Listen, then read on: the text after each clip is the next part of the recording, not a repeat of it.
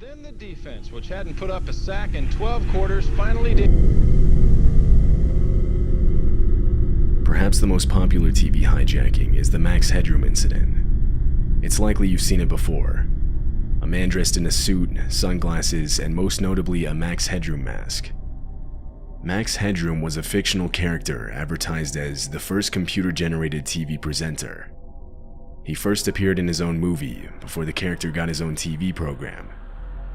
Popular back in the mid-80s, it's likely most everyone instantly recognized the mask when on November 22, 1987, a sports segment on WGN-TV was abruptly hijacked.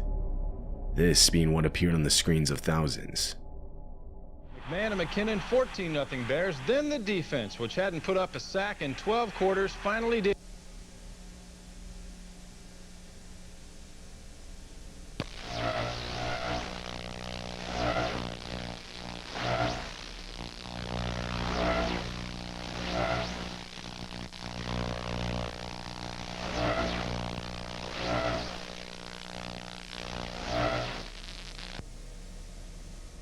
The hijacking lasted a total of 17 seconds before engineers at WGN were able to regain control of the broadcast tower by switching to a backup frequency. At the time, not even they knew what had happened. Well, if you're wondering what's happened, so am I. Actually, the computer that we have running our news from time to time took off and went wild. So what we're going to do is start over from the top with the Bears and tell you once again about the 30-10 victory they had over Detroit today out at Soldier Field. We'll show you from the top and show you again. The video itself shows the man in the Max Headroom mask swaying erratically, all while the background rotates from side to side. This is seemingly to recreate the look from the actual Max Headroom show, which features a similar background. During the hijacking, a distorted buzzing sound can be heard. Only the visuals were successfully hijacked. However, on that same day a few hours later, a different station, WTTW, was also hijacked by the same group. And this time there was audio. You should talk often with the old ones of your tribe. That is the only way to learn. I'll get you a hot drink, miss. Oh, I could do some dry clothing. Because he's a freaking nerd. I think I'm better than Chuck Swirsky. Working with oh, Jesus.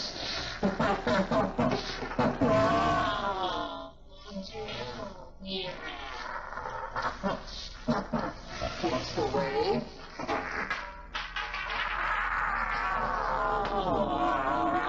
Your love is fading.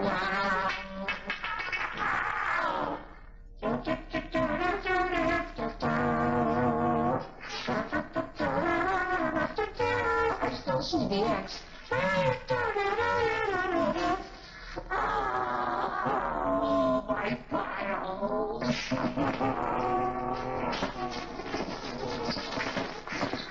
Oh, I just laid a giant masterpiece for all the greatest world newspaper nerds. Oh, they're coming to get me. This second incident lasted longer at about 90 seconds.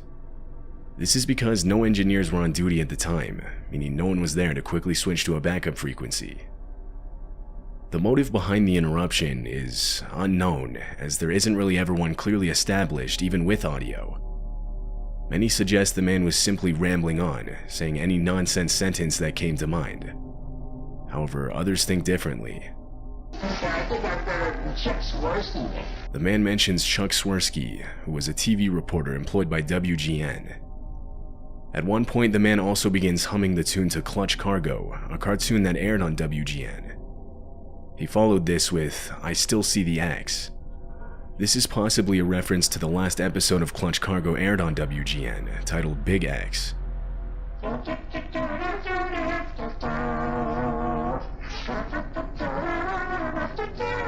still see the X. Oh, I just laid a giant masterpiece for all the greatest world newspaper nerds. Additionally, the man mentions how he made a giant masterpiece for all the greatest world newspaper nerds. He likely meant World's Greatest Newspaper, or WGN, the first station that was hijacked. Perhaps he felt wronged by the station in some way, and the hijacking was deliberately created for and against WGN. Or maybe everything he said was all nonsense. Whatever the case, the FBI immediately started an investigation, confident they would be able to find whoever was responsible for the interference. But the odds, I'd say, if a guy continues to involve himself, either sporadically or continuously, it's very great that we will determine who it is. Months, years, and now even decades have passed with no sign of who's behind the Max Headroom mask. All we know for sure is what's shown in the video. At least 3 people were involved, one under the mask, one behind the camera, which can be proven from a slight shift in the camera's angle at one point, and one rotating the background, which is shown stopping when they step into frame themselves. Also known is that the video was not recorded live, rather it was pre-recorded. This is proven with the visible cut in the video. To this day, it remains unknown who hijacked the 2 TV stations. No one has ever been charged. On August 19, 1987, during the 4 p.m. edition of KNBC's Channel 4 News, reporter David Horowitz was interrupted by an unidentified man walking into the studio. The man appears in frame armed and hands David a set of papers. He instructs him to read them. And without another option, David calmly does what he's told. Pardon me? What is this? Let me see what it says. All right. He's got a gun to his back. All right, well, let me read this. Folks, we have someone on the set who's standing here and would like me to read this copy which was just handed to me. You want to tell me your name or not? What is it? And Gary, where are you from? The video was then taken off the air and replaced with a still screen. But thousands of people had already witnessed it live, and police were immediately flooded with calls from viewers. Monitors in the studio clearly indicated they were no longer on the air, but the reporters desperately tried to convince the man he was still on. He believed them and continued to let David read.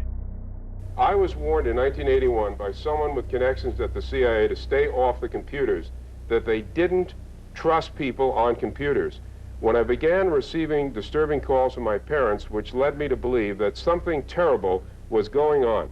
I was then forced into a mental hospital in Tallahassee, where I learned that my brother-in-law had been driven insane in the same manner that someone was trying to do to me. After minutes of this, David finally finishes reading the statement, at which point the man sets down his weapon and it's revealed that it was only ever an empty BB gun.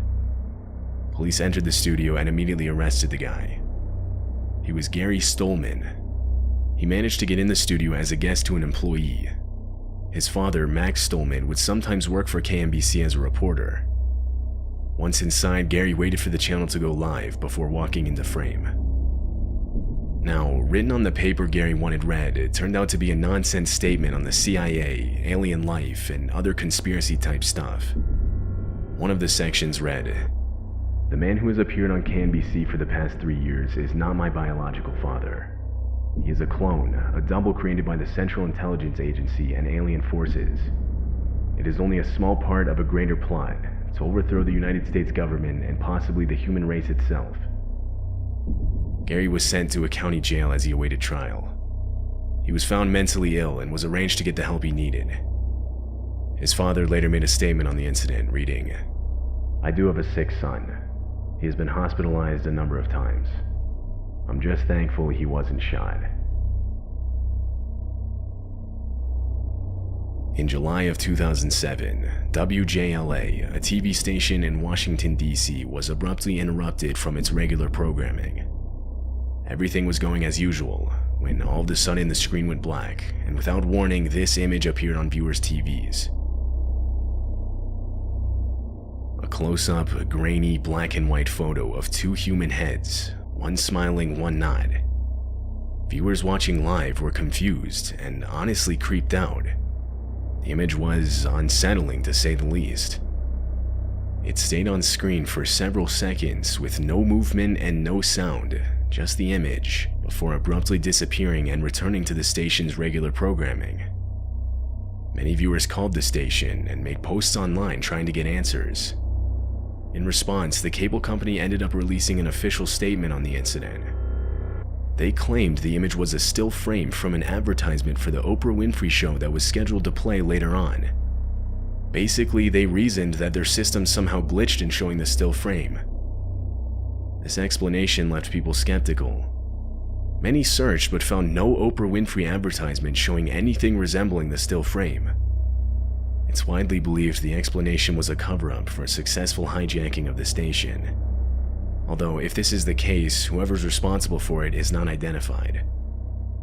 Viewers that had footage of the incident found that after posting them online, they were mysteriously getting taken down. There are no surviving videos left on the internet today, and so footage of the incident is now being treated as lost media. The only remaining evidence is this picture of the still frame that was shown. It's January 3rd, 2007. The Australian broadcast channel Channel 7 is broadcasting a rerun of an episode of the Canadian television documentary Mayday. At one point during the documentary, the audio suddenly cuts out and is eerily replaced with constant looping of a man yelling the words, "Jesus Christ, help us all, Lord." The visuals remain unchanged, it was only the audio that was affected. One viewer witnessing this pulled out his camera and began recording the strange audio.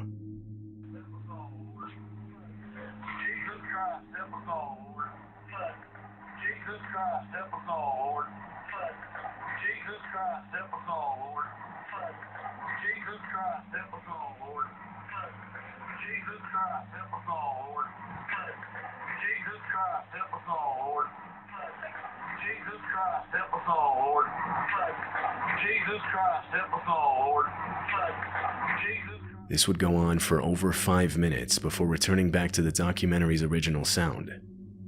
The viewer wrote, "I was channel surfing and heard this weird sound being repeated. It caught my attention as it was very odd, a bit creepy. I thought it was some kind of subliminal message, or that someone must have hacked in. I tried ringing the station for several minutes, but they never picked up." After gathering enough attention, a spokesperson for the network would make a statement.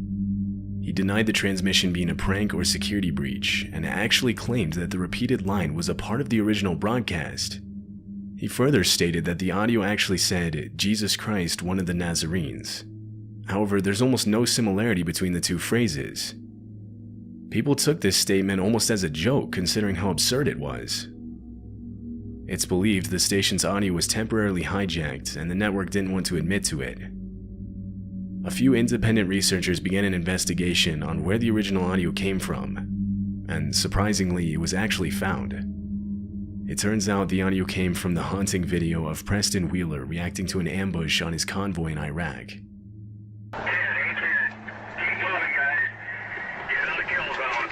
Jesus Christ, help us all, Lord. This attack occurred after the convoy had made a wrong turn down a dead-end street, though Preston was fortunate enough to make it out alive. The finding of this video seemed to raise only more questions, like the reason behind why the hijacker chose to use this audio. No further information would ever be discovered. The whole situation kinda just slowly died down with no real answers. The hijacker responsible was never identified.